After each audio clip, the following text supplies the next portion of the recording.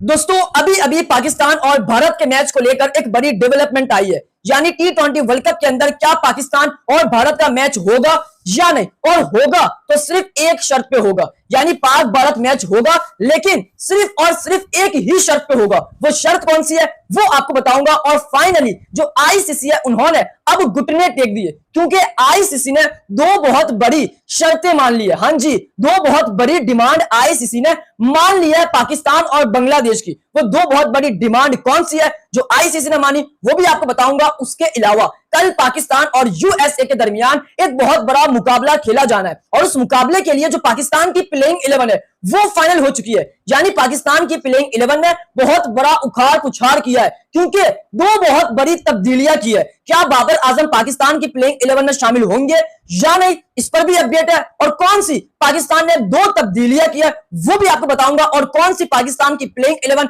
Final हुई है USA के खिलाफ वो भी आपके साथ शेयर करूंगा। उसके अलावा जो पीएसएल के अंदर पेशावर ज़ल्मी है उन्होंने रहमतुल्लाह गुरबख्श के बजाय अब एक बहुत बड़ा खिलाड़ी डायरेक्ट साइन के अंदर पिक किया है। यानी गैर मुल्की खिलाड़ी है लेकिन भाई साहब करंट प्लेयर है और एग्रेसिव बल्लेबाज है, T20 का बादशाह है। सो पेशावर ज़ल्मी ने अब कौन सा खिलाड़ी डायरेक्ट साइन के अंदर पिक किया है वो आपके साथ शेयर करूंगा। लेकिन आप तमाम फैंस से रिक्वेस्ट है कि इस वीडियो को एंड तक देखना, क्योंकि एंड में पाकिस्तान की प्लेइंग 11 को लेकर एक बड़ा सरप्राइज है। मगर इस चैनल पर जितने भी नए व्यूअर्स हैं तो इस वीडियो को लाइक और इस चैनल को सब्सक्राइब लाजमी करें। अब बात करते हैं सबसे पहले पाकिस्तान और भारत को लेकर एक बड़ी अपडेट है। यानी पाक भारत का मैच होगा लेकिन सिर्फ और सिर्फ एक ही शर्त पे होगा। वो शर्त कौन सी है फिर बताऊंगा आपको कि पाकिस्तान की कौन सी प्लेइंग 11 फाइनल हुई है यूएसए के खिलाफ। सबसे पहले डिस्कस करें पाकिस्तान और भारत की कंट्रोवर्सी पर। भाई साहब पाकिस्तान और भारत की जो कंट्रोवर्सी है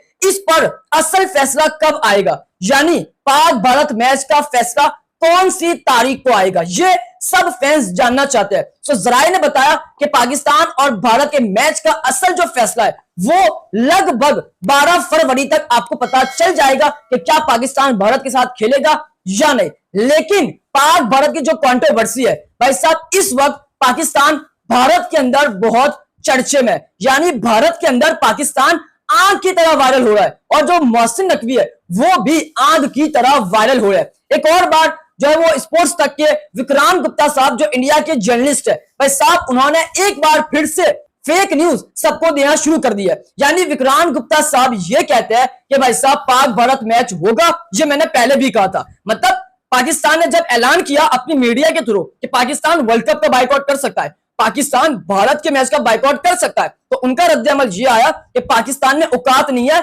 बाइकआउट करने की। जब पाकिस्तान ने बाइकआउट किया तो उन्होंने ये कहा कि पाकिस्तान को बहुत पछताना पड़ेगा इस फैसले पर। अगर भाई साहब पाकिस्तान को पछताना होता तो अब तक पाकिस्तान के ऊपर कोई फैसला हो जाता, लेकिन अभी तक फैसला नहीं हुआ। वो तो ये कह रहे थे कि पाकिस्तान आईसीसी की मिन्नत कर रहा है, लेकिन हमने कल क्या देखा लाहौर में, आईसीसी पाकिस्तान की मिन्नत कर रहा है, क्योंकि आईसीसी के ऑफिशियल्स लाहौर में आए थे मीटिंग करने। तो इसका मतलब क्या हुआ, मिन्नतें कौन कर रहा है, आईसीसी। क्योंकि पाकिस्तान ने अपना फाइनल फैसला सुनाया था कि भाई साहब बांग्लादेश नहीं तो फिर हम भी नहीं, बांग्लादेश को राजी कर लो हम भी राजी हो जाएंगे, क्योंकि बांग्लादेश हमारा भाई है। और बांग्लादेश ने डिमांड रखी, मैंने सुबह की वीडियो में आपको बताया कि बांग्लादेश ने यह कहा कि जी हमें आपने वर्ल्ड कप से तो आउट कर दिया, लेकिन जो हमारा नुकसान हुआ वो आप पूरा करेंगे, हमारे प्लेयर्स की फीस जो हमें दीगर नुकसान हुआ वो आप पूरे करेंगे, वरना हम जो है वो राजी नहीं होंगे, और हम नहीं होंगे तो पाकिस्तान नहीं होगा। तो ये बहुत बड़ी डिमांड थी जो मैंने आपको सुबह बताई, और इस पर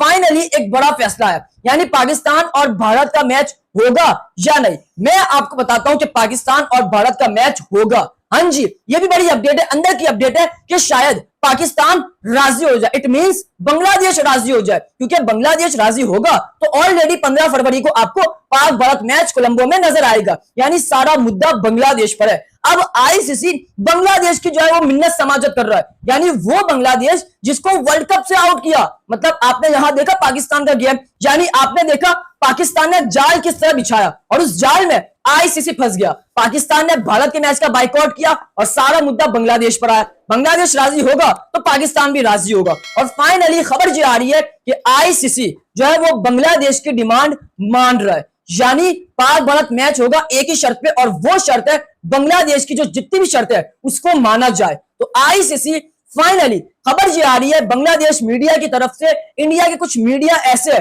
जो असली अपडेट देते हैं उनकी तरफ से कि आईसीसी बांग्लादेश की डिमांड को मानने जा रहा है। कौन कौन सी डिमांड? जो बांग्लादेश ने कहा कि हमारा नुकसान हो रहा है, हमारा नुकसान आईसीसी पूरा करेगा, तो फाइनली आईसीसी की तरफ से पैगाम आ रहा है according to Bangladesh media, according to Indian media, कि आईसीसी बांग्लादेश की डिमांड मान रहा है, यानी पैसा जितना भी जो बांग्लादेश को नुकसान हुआ है वो सब आईसीसी भरेगा। तो ये डिमांड थी कुछ, और ये भी डिमांड आ रही है कि शायद बांग्लादेश और इंडिया की जो बायलैटरल सीरीज है सितंबर में वो भी होगी, और दीगर और भी सीरीज रखी जाएगी ताकि बांग्लादेश के सारे जो वो नुकसानात पूरे हो। उसके अलावा जो ये डिमांड थी 2031 के सारे मैचेस पाकिस्तान के बांग्लादेश में होंगे और बांग्लादेश के जो मैचेस है वो भी बांग्लादेश में होंगे, तो ये भी डिमांड आईसीसी मानने जा रहा है। तो ये कुछ डिमांड थी जो आईसीसी की तरफ से पॉजिटिव सिग्नल्स मिल रहे हैं, यानी पाक भारत मैच अब होगा और यही शर्त है कि बांग्लादेश को राजी कर लिया जाए। अगर बांग्लादेश राजी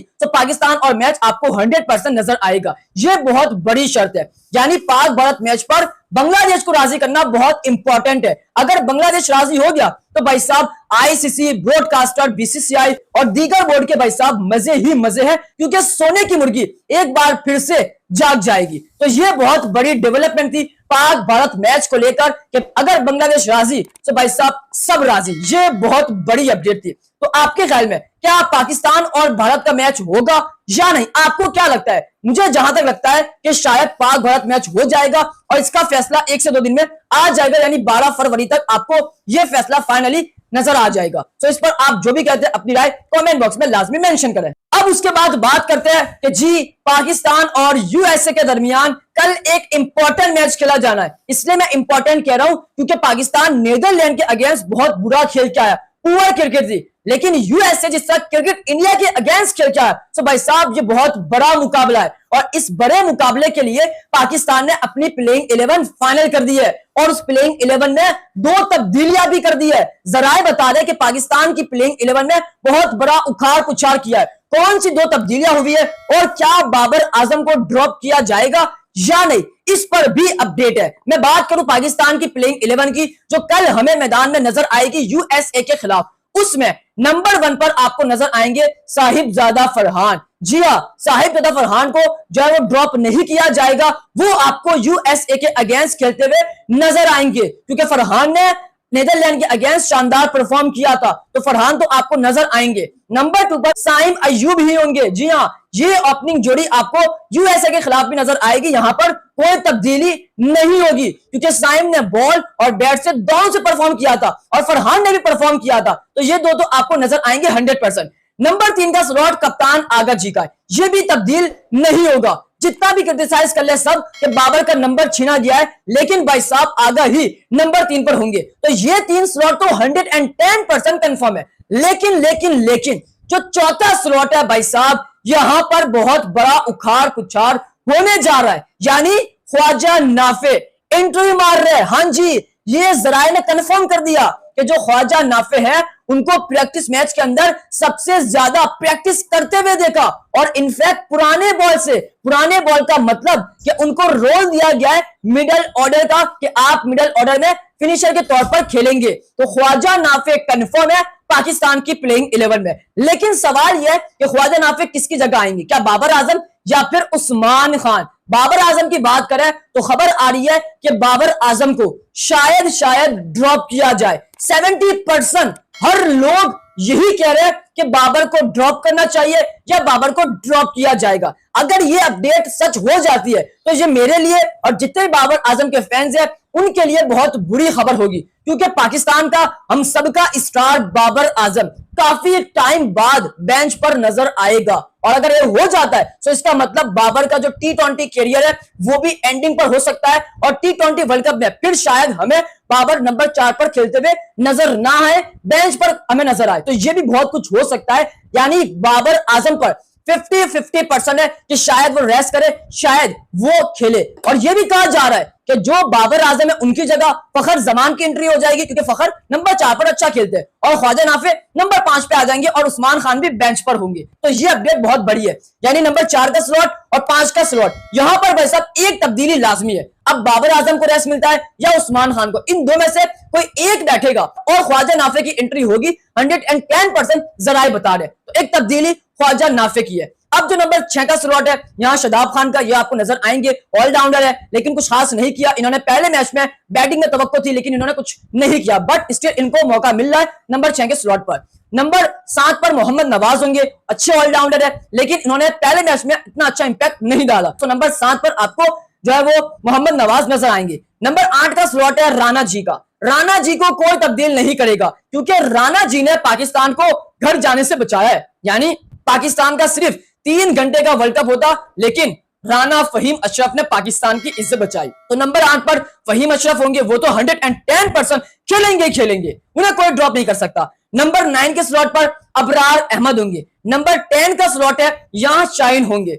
जराए बता रहे कि शाहीन सीनियर है तो उनके साथ जाया जाएगा, लेकिन नंबर 11 के स्लॉट पर एक तब्दीली और होने जा रही है। सलमान मिर्जा, उनको बेंच कराया जा सकता है और उनकी जगह उस्मान तारिक की एंट्री हो सकती है। हाँ जी, क्योंकि उस्मान तारिक प्रॉपर स्पिनर है। मैं बार बार कहता था कि उस्मान तारिक और अबरार को दोनों को एक एक एंड से चलाया जाए, देखना ये आपको बहुत कुछ करके देंगे। और अपडेट ये आ रही है कि सलमान मिर्जा की जगह उस्मान तारिक आ जाए, और कुछ लोग तो ये भी कह रहे हैं कि भाई सलमान मिर्जा की जगह नसीम शाह की एंट्री हो रही है, बट मुझे जहां तक लगता है कि शायद उस्मान तारिक को मौका मिल जाए, लेकिन 50-50% है कि भाई नसीम भी कमबैक कर सकते हैं। तो ये 11 स्लॉट पर आपको सलमान मिर्जा की जगह उस्मान तारिक या नसीम शाह नजर आएंगे। उसके अलावा नंबर 4 के स्लॉट पर आपको बाबर आजम या ख्वाजा नाफे, या नंबर 5 पर ख्वाजा नाफे या उस्मान खान, ये तब्दीली होती हुई आपको नजर आएगी। तो ये पाकिस्तान का कॉम्बिनेशन बना है दूसरे मैच के लिए। तो आपके ख्याल में पाकिस्तान की प्लेइंग 11 में किसको ड्रॉप करना चाहिए और किसको शामिल करना चाहिए, वो आपने कमेंट बॉक्स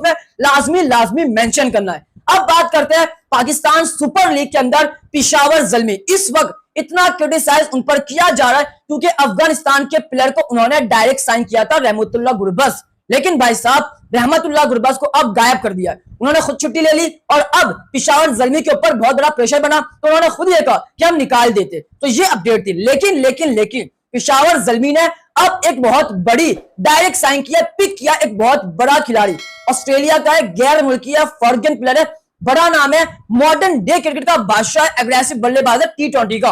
उसको पेशावर ज़ल्मी ने जो है डायरेक्ट साइन में पिक किया है। वो नाम जेक फ्रेजर मैकग्रा है। बड़ा खतरनाक जो है वो मिडिल ऑर्डर का बल्लेबाज है, कभी ओपनिंग भी कर लेता है, बड़ा जबरदस्त बल्लेबाज है और बड़ी अच्छी चॉइस है पेशावर ज़ल्मी की कि आपने एक करंट प्लेयर को डायरेक्ट साइन के अंदर पिक किया। कराची के साथ तो फ्रॉड हो गया, मोइन अली को डायरेक्ट साइन में पिक किया 6 करोड़ प्लस में और रिटायर भी है, परफॉर्मेंस भी नहीं है, लेकिन पेशावर ज़ल्मी ने इस जेक फ्रेज मैकग्रा को शानदार पिक किया है, परफॉर्मेंस भी है, करंट प्लेयर भी है, अभी का टैलेंट है और अच्छी अमाउंट में पिक किया है 6 करोड़ प्लस में। तो ये बहुत बड़ी अच्छी साइन थी पेशावर ज़ल्मी की तरफ से, जो कि जराए बता रहे हैं, बट अभी पेशावर ज़ल्मी ने ऑफिशियल जो वो अपने पेज पर पोस्ट नहीं किया। बट आपको ये डायरेक्ट साइन कैसी लगी पेशावर ज़ल्मी की, कमेंट बॉक्स में लाजमी मेंशन करें, जाते सब्सक्राइब करें, इस वीडियो को लाइक करें, प्यारे से कमेंट करें। उम्मीद करता हूं कि आपको मेरा आज का व्लॉग काफी पसंद आया होगा।